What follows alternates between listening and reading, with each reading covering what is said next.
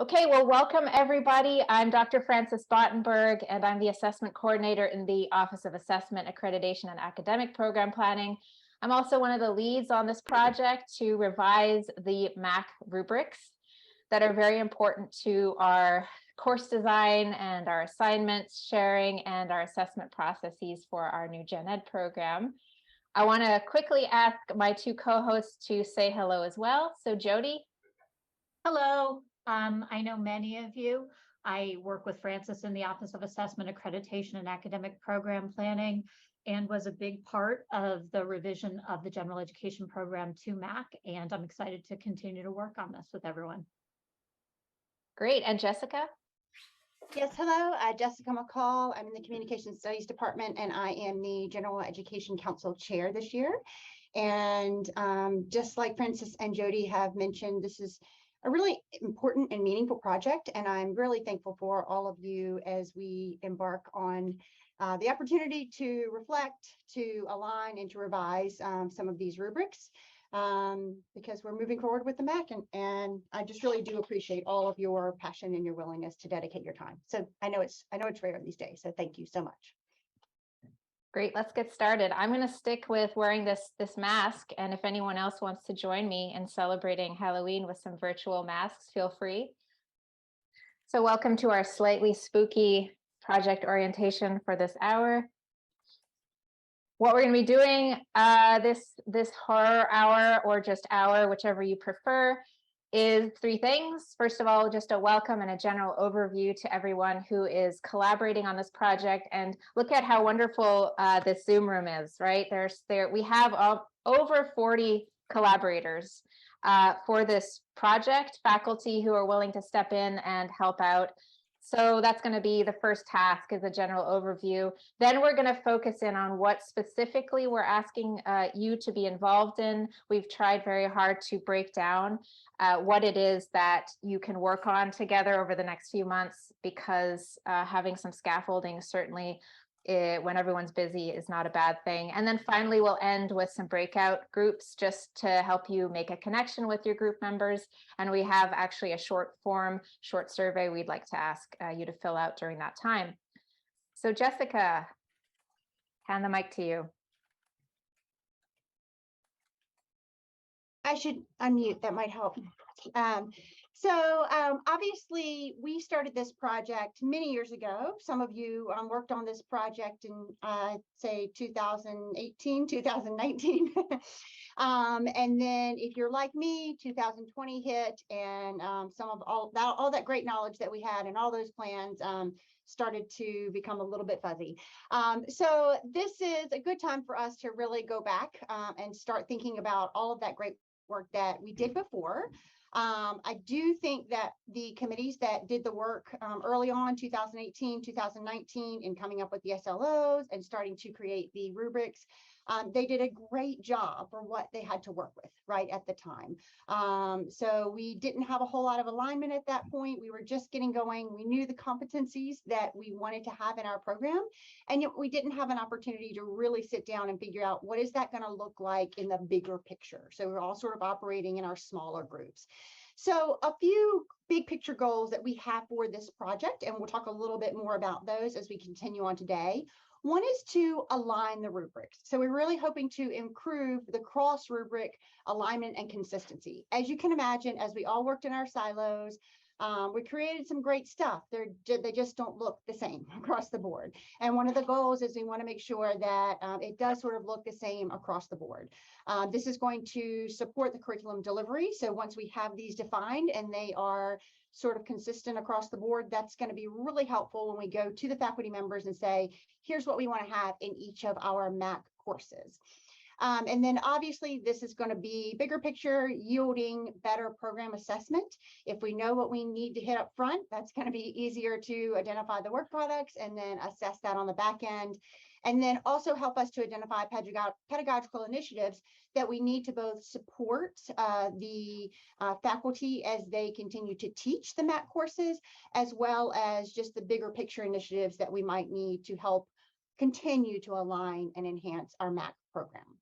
The other big picture goal is really to refine communication.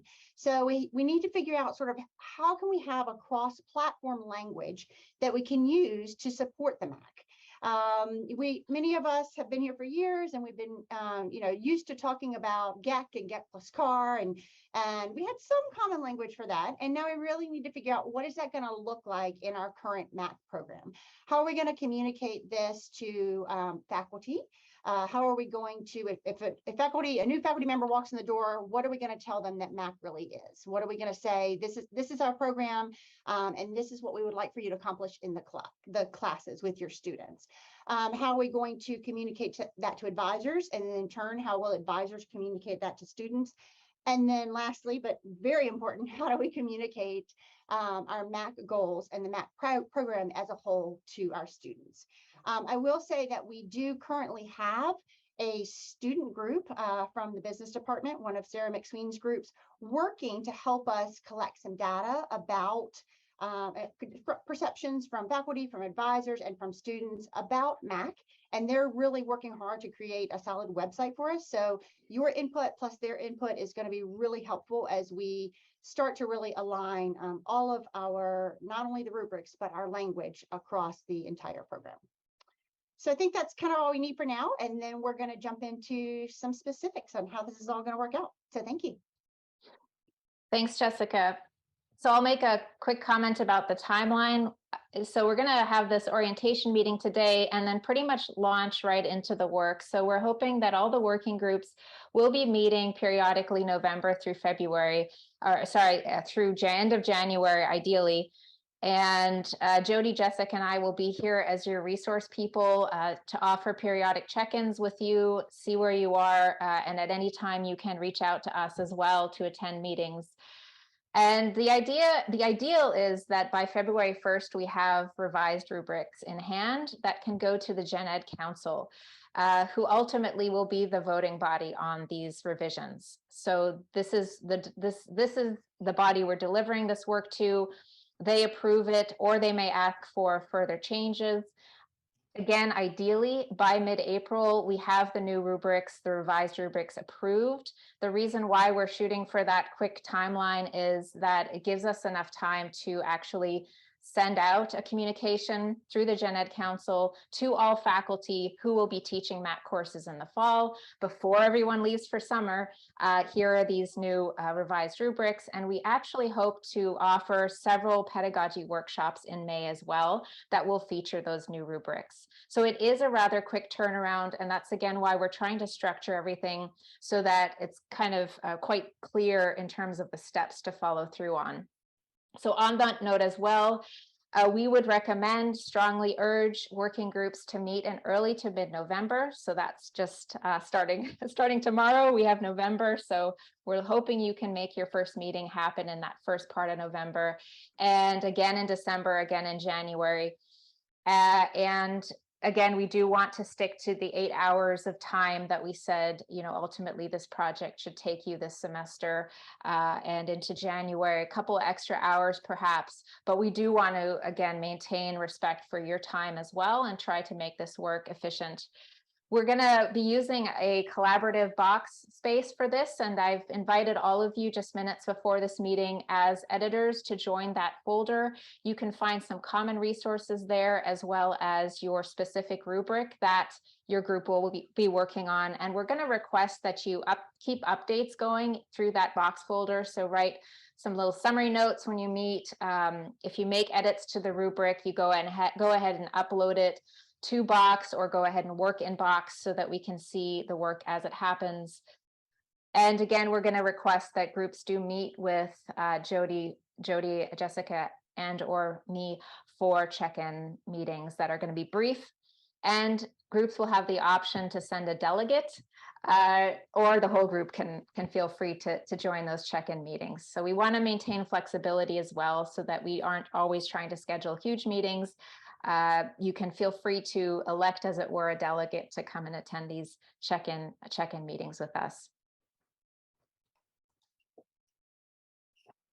So I wanted to make sure that everyone that's working on this project really understands what the purpose of the MAC is. so that we can help to align these rubrics with that purpose and with those particular criteria or characteristics that are associated with the MAC. And the first thing to know is that the MAC is foundational and competency-based. And when we talk about competency, what we are talking about is the skills or knowledge associated with that particular outcome. There are 11 of them that are identified in the MAC. You're probably all familiar with them. About 7 or 8 of them existed in our previous general education program. A couple of them existed in different structures in the previous general education program, and a couple of them are brand new to general education at UNCG. But the most important thing to know about our MAC, other than the fact that we've got these competencies or skills or knowledge areas, is that the intention of the MAC is to be a foundational set of learning outcomes. It's supposed to be building blocks upon which students can learn more, reinforce, and enhance the learning that they get in this one course associated with this competency from the general educational program. So as you're developing these rubrics, you need to keep the notion of foundational in mind. That's what we're working on in terms of skills. The competencies are really the organizing principle for the MAC, for this general education program. So while we're going to have an area, the informational literacy area, that's actually going to cross multiple competencies, the structure of the MAC is about competencies and trying to structure these rubrics and the definitions that we develop for each of the competencies around these particular areas is going to be really important. And then what we use to support and reinforce those competencies and the foundational levels of learning will be these rubrics. These rubrics are an additional way that we communicate to students and to faculty what is expected in the student learning outcomes and in the MAC program. So the words, the phrases, the language that we used to explain these competencies and what foundational learning is will be contained in these rubrics, and therefore this project is incredibly important. So the second thing that I wanted to bring to your attention is we have distributed to everyone a book, the Introduction to Rubrics book by Stevens and Levi. I hope everyone has it. If you don't have your copy, super. I see people holding them up. If you don't have your copy, let us know. If you have a paper copy and you're never going to use it because you're going to use the electronic version or you already have a copy, let us know. We can collect that and redistribute it. My office has held on to copies of this book for many, many years. We find it valuable for a number of projects that we've done, but we wanted to use this book as a starting point. I know a lot of you have already used rubrics, you've developed them, or you've found rubrics that have been developed elsewhere that you find useful to the work that you're doing. And others of you have never worked on rubrics before. So this was a way of sort of organizing all of us, at least with a common set of knowledge. And I want to say this is an amazing resource, I think, for someone who's never used rubrics in particular, to understand the applicability of a rubric, but also it gives some really strong suggestions or starting points or processes really for developing rubrics on your own. So as a team, I think that this would be useful to everyone to share this information and share this knowledge. If you cannot read the entire book, there's great stuff in there, and maybe you get to it later. But if you have limited time, as we all do, and you really need to focus, please read chapters 1, 2, 3, and 12. They are called What is a Rubric? Why use rubrics? How to construct a rubric, and rubrics and program assessment. And I think that these will orient you nicely, at least with starting points for addressing these rubrics. If you absolutely cannot manage to read all of those pages, please read chapter 3. And chapter 3 is called How to Construct a Rubric. And I think it offers some really good guidance. Particularly, there are 4 steps that they talk about: reflecting, listing, grouping and labeling, and then applying rubrics. And I think that the listing and the grouping or labeling of the student learning outcomes, of the language, of the criteria for each student learning outcome will be really important. So I hope that you're able to get time to look at that. Please make time to look at that so that we're all starting at the same place.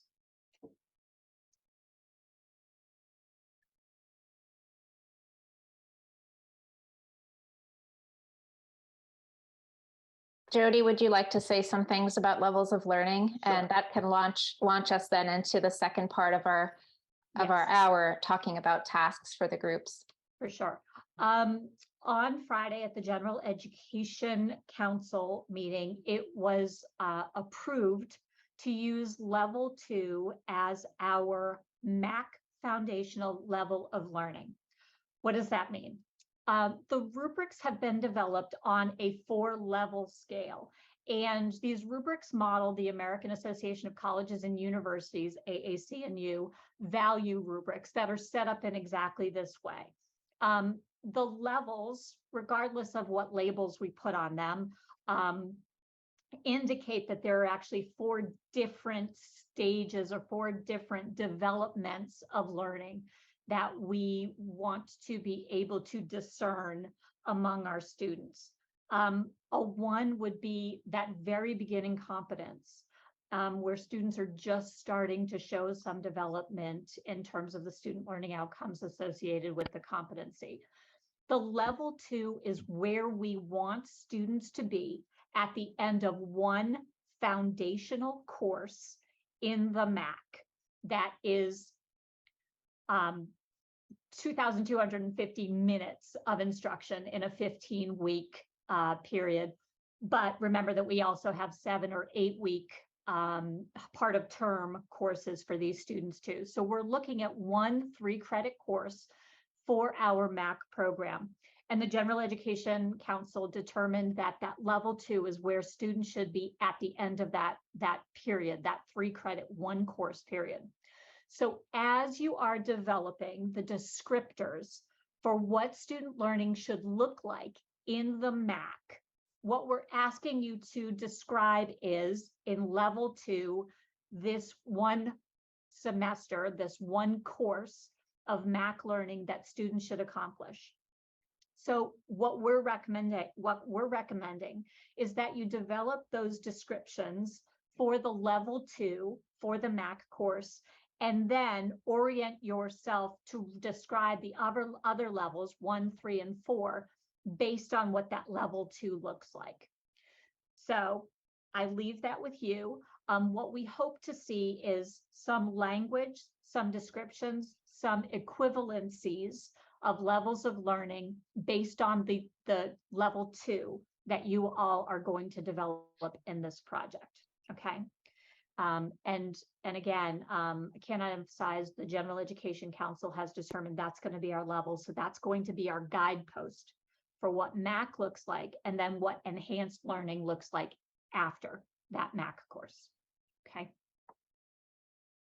And we'll stop there and ask, do you have any questions at this point? Probably a ton of them, but are there any questions that you can ask right now that might help the entire group, or that you absolutely cannot go without having an answer to from this moment?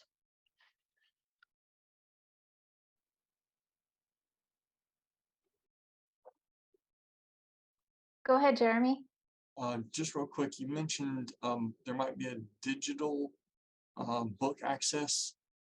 Yeah, I think we should be able to find that. Thank you. Jeremy, are you interested in it, or were you just generally curious? That's probably my preferred method of accessing it, but if you have a link or something, great. We will get that for you. Why don't we do this? Anyone on the call who would prefer an electronic copy, please just put your name just say so in the chat real quick, because we'll be downloading the chat as well. So that'll be Appreciate helpful. that, Jeremy. Thanks, Jeremy. Okay. Hey, I'm sorry to be the librarian here, but we have access to it through the library. It's a That wonderful was- place. You should all come visit. Yes, thank you, Laura. Laura got it at the same time as me. So yes, Sweet. you can access it through the library. That's exactly what we were going to send. All right, very nice. Any other questions? Please just go ahead and speak up. I can't see. I don't think we can see the entire room.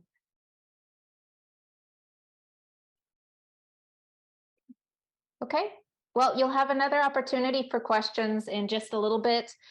We're going to launch into a very specific dimension of the project, which is what will you be working on as you meet with your group members. And there are 2 tasks. That is bright. Wow. Yeah, that is a bright orange. But who doesn't like orange?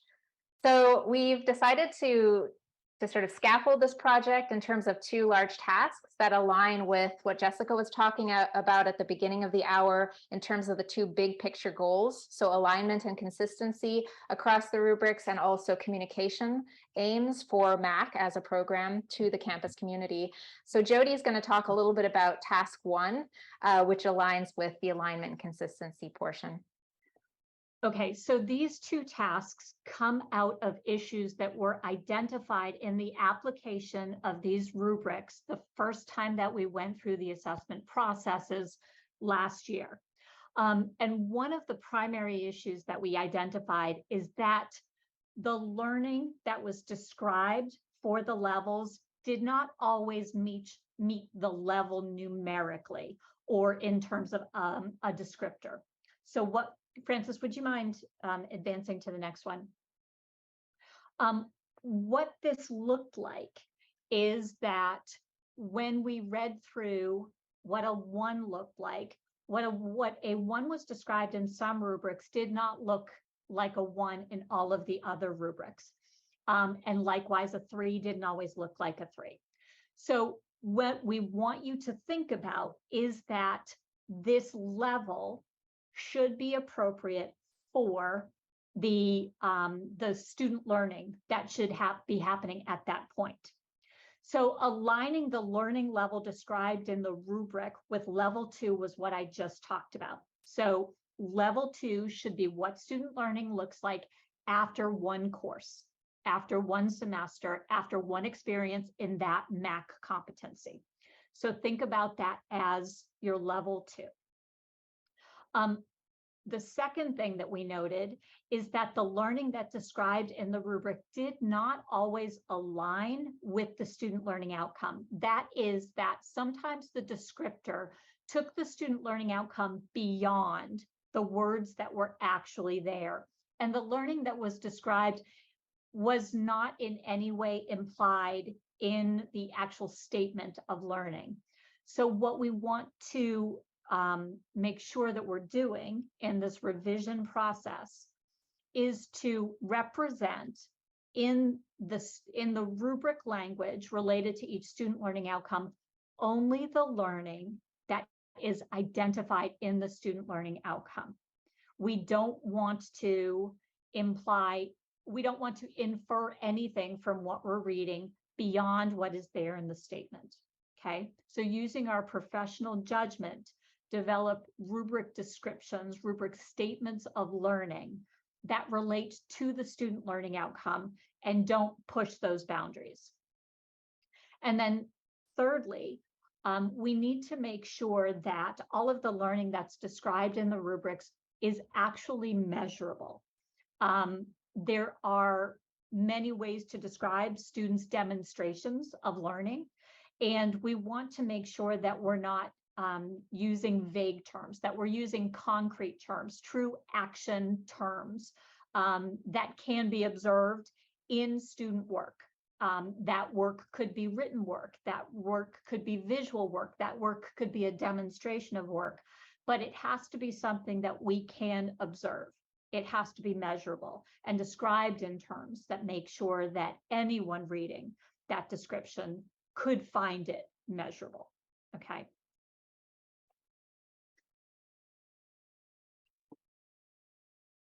In terms of task 2, again, this is the task that aligns more with the big picture goal of creating communication strategies for campus and for different folks on campus, different groups. We really see this as an opportunity for you to help create the language that's used to talk about the program. And so task 2 is about revising the definition and framing language paragraphs to reflect the different functions and audiences that we can use those paragraphs for. And many of you actually were on the initial working groups that developed the first version of these rubrics. So you know these paragraphs actually start the document off. That's again in line with the AAC&U value rubrics model. And what we're asking you to do is actually to think about them as opportunities for more precise, more specific communication. So there are 3 tasks that we suggest are kind of part of this larger project of refining some of the language that we use to communicate about MAC.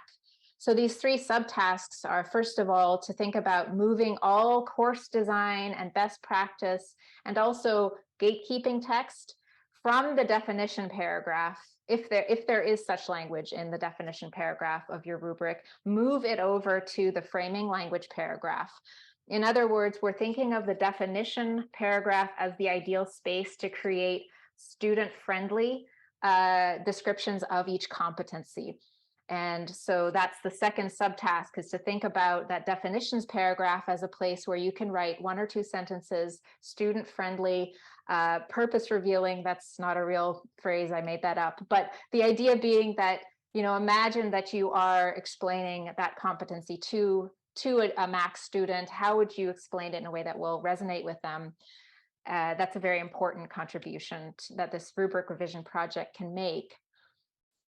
And then, of course, the framing language paragraph should be where we're thinking of speaking to our colleagues who are designing or thinking of designing a MAC course, our colleagues who are actually teaching MAC courses or sometimes have been assigned to teach a MAC course, a space where they can look at information to help them understand how to frame what they're doing, and also, frankly, to make sure that they touch on the most important features of that competency as it was envisioned.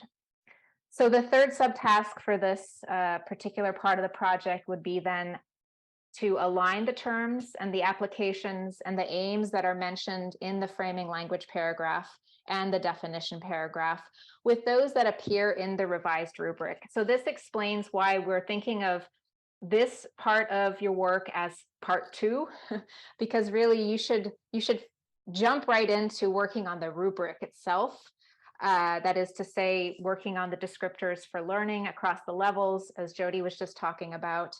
And then once you've accomplished that, it seems the right time to go in and align the language in those opening paragraphs to what has been revised in the rubric. Okay, so that really amounts to 6 subtasks. And if you're someone like me, I like thinking in terms of checklists. So if you're thinking about how to make this a manageable project, hopefully that provides you a potential checklist structure. You can work through these one by one in your groups. Of course, you have flexibility and freedom to approach this as makes sense. So you will be having conversations with your working group members on this and can adopt this process and adapt it as you need to. Are there any questions before we move on to the breakout rooms portion of this hour? Are there questions? Let me go ahead and share one more thing that I probably should have mentioned when we were talking about levels, which is that we envision these rubrics being useful to programs to evaluate these same competencies and these same student learning outcomes as students progress through their majors, through their educational programs. So the reasons that we have levels 3 and 4, which go beyond level 2 that we envision students achieving in the MAC, is that we want to also provide descriptions and definitions and terms and criteria that students would be able to demonstrate with additional exposure to these in courses or in other educational or co-curricular experiences. So as you are putting together language for levels 3 and level 4, that's what we do want to see. We do want to see some advancement of what can be or can occur for students as they add on to their experiences with these competencies and with these student learning outcomes. The way that AAC&U develop these rubrics is for them to cover the student's entire academic career. So the 4 levels are meant to, level 4, the highest level, is meant to demonstrate what a student might look like at the end of their career. So I want you to keep that in mind as you're developing these rubrics, is that level 4 could look like mastery or truly advanced levels of learning for each of these student learning outcomes, should the student continue to enhance them across the course of their entire educational career here. Jody, does that mean then when you say level 4 is the end of the career, do you mean by senior year? By senior year, Okay. yeah. And So at the end of an undergraduate career, Kath. So are we assuming though that some of these competencies they will not get to level 4 by the Absolutely. end? Okay. Yes, absolutely. And that's really important. We do expect that a lot of students will take one and only one course in some of these competencies. They may never take another, whatever it may be, quantitative reasoning or health and wellness. And we are accepting that level 2 with one opportunity to engage in these student learning outcomes is where some of these students may graduate. But we currently have distributed to all department heads and undergraduate program coordinators a request that they describe to us where these competencies, where some of these competencies could be enhanced and developed and experienced in different ways throughout a student's academic career. So we know that students may be exposed to more writing instruction. Students may be exposed to more diversity and equity instruction.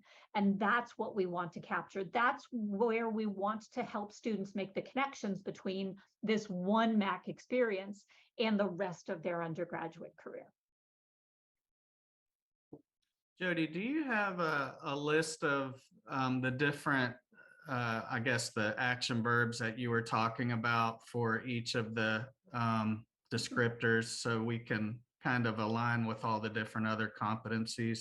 Yeah, and this is the reason that we want to have these touch points, because we want people to get together and we want to have these conversations. And it's also the reason that Francis has set up these box folders for everyone to keep sort of a running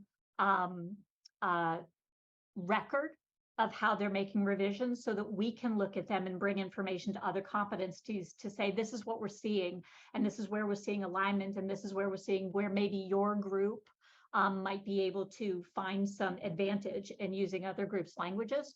So Francis is showing you right now the box, and what you see is that we've got the Bloom's verb matrix. This is just one organization's publication of Bloom's taxonomy. And I don't want any concern to start with, they're making us use Bloom's. Please know we're not saying to you, pick a word from this list or don't use it. That is absolutely not what we're saying. What we're saying is that there may be some language here, some words that offer guidance to you as you're developing your particular competency definitions and descriptions. So this is just one tool, one of probably 10,000 publications about Bloom's that's available. And again, believe it or not, there are a lot of verbs in the dictionary that don't actually show up on any Bloom's taxonomy that are still valid to use. So do not exclude any words or any language from your conversations merely because they don't show up on a resource that we share with you. Everything's available to you and you should take advantage of them. Let me just say real quick about this box collaborative space. So there's that document that we just opened up for you, some language potentially to use. There's also a PDF that has actually all of the version 1.0s of the rubrics in one place, so that if you want to refer to what other competency working groups are starting from, where they're starting from, you can do so. It's taking a little while to open, but the competencies are listed in alphabetical order. So you can find your rubric here, but you can also see what other rubrics exist and what other folks are working on. Then within the working group folders, you can access your specific working group rubrics. So for example, if you are in the written comm working group, you click on the folder and there you have your Word document version of the rubric. So that's editable. And that's what you should feel free to just go ahead and open and start working on. Box is great because anytime you make an edit, it'll show it as a new version. So you can always go back to a past version as you're working. And this way, again, we can maintain a bit of a collaborative spirit that we're all in this together. Part of this project is about aligning across rubrics. So there's this space where we can always have a look and help each other out. The idea is also that as need and interest arises, we can schedule meetings so that different working groups have a chance to talk, right? And that's really up to you as well. So if you're, again, in the information literacy group, for example, and you want to make sure that you're speaking with foundations folks and the folks working on the health and wellness rubric, you can arrange that, or we can help you arrange that. So that is also part of this project. And there is a contact list for all people working on this MAC rubrics project here as well. So an Excel sheet for you where you can access everyone in terms of both the working groups that they're on and their units and their emails. So again, we're trying to create a space where there can be some collaboration given the short time frame. Sometimes that might mean that you're reaching out to Jody or Jessica or I to help schedule something. That's fine. Other times you can just go ahead and meet in your groups and keep us posted on how things progress, and know that we're here to support the process as well. So we're just about at the time now where we said we would sort of move over to breakout rooms, and Scott has created the breakout rooms for us. What we thought, yeah, go ahead. I'm sorry, I was just going to say, yes, the breakout rooms are ready to go. Once I open them, you should receive a pop-up message inviting you to join, something to the effect of you're invited to join, or please join the breakout room you've been assigned to. Great, Back to you, Scott. Francis. Thank you so much. Now we're mindful that some of you have to leave at about 1:50 to run off to class. So we're thinking we'll keep these breakout rooms open for about 10 minutes. So you have an opportunity to say hello. Of course, some of you know each other already from having worked on the first iteration of these rubrics, but there are also lots of new members, lots of folks who are teaching MAC courses and have been involved in assessment or pedagogy institutes and are just interested in being part of this process, or have been asked very sweetly by me to join the process and have agreed to do so. So please take a moment in the breakout rooms to say hello, to meet each other. And then also I've posted a link in the chat. Thank you, Jessica, for posting that link. If you could all click on that link. Once you're in the breakout rooms, we would like you to also complete that short survey. It is boring. It is just asking you about how you're going to go about arranging your meetings so that we can be maximally helpful to you all. But if you can get that short survey submitted by the end of this meeting, that would be fantastic. And we'll have your information and we can go from there.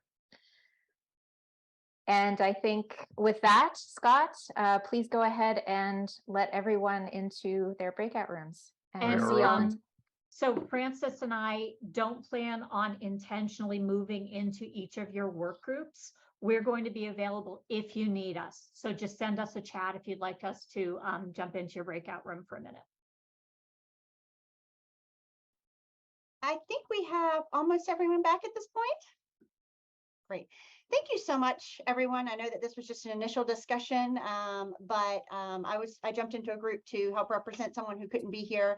And I know that some of the questions that you were likely wrestling with, so I appreciate those ideas. I did want to see if there were any follow-up questions. So what came up in the group that you think that Francis, Jody, or I could sort of address quickly? And then obviously if it's a bigger question, we will write it down and then come back with some more support for that question. What are some things that came up that we need to address?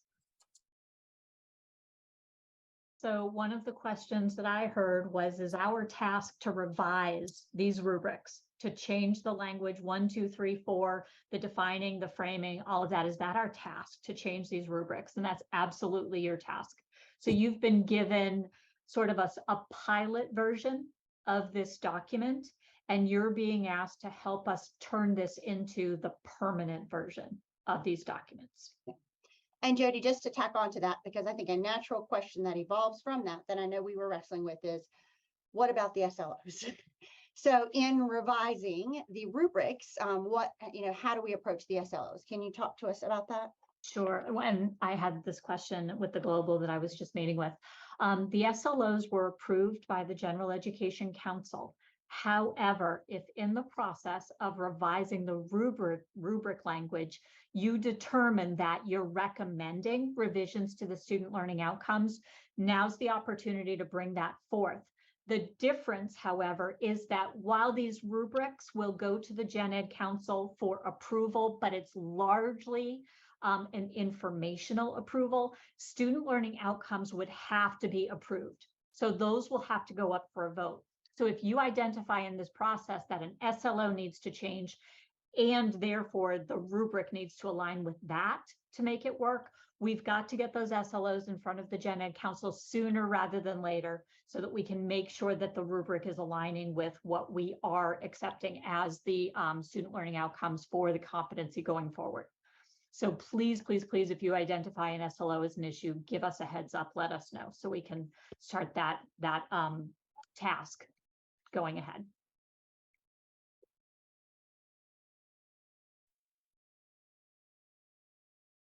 Any other questions?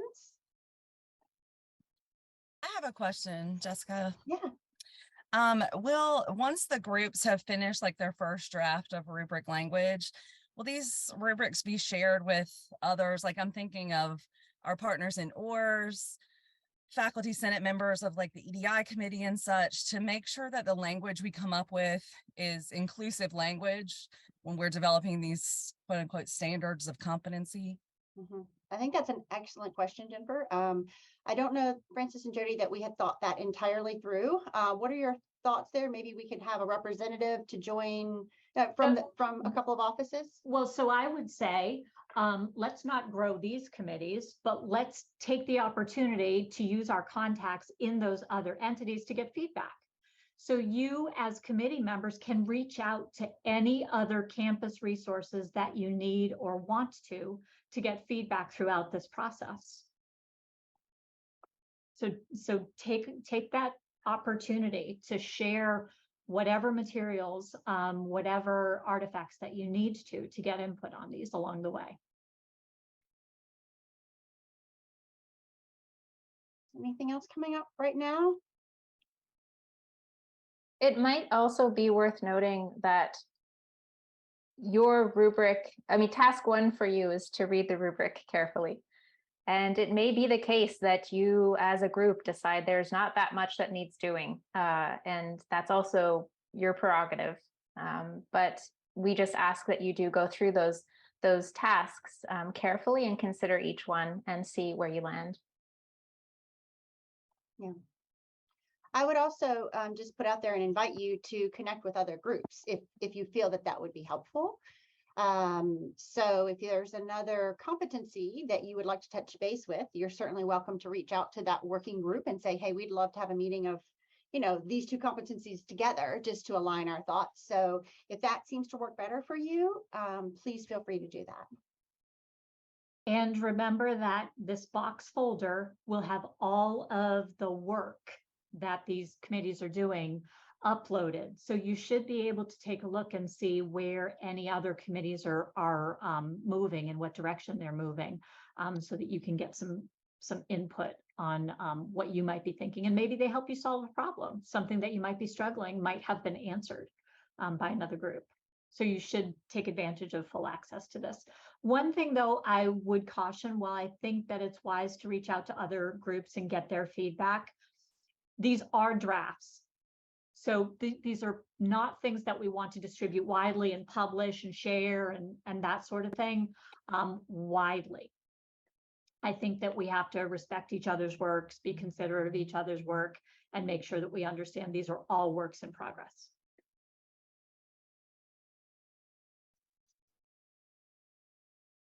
So we're at 2 o'clock. Are there any final questions for now?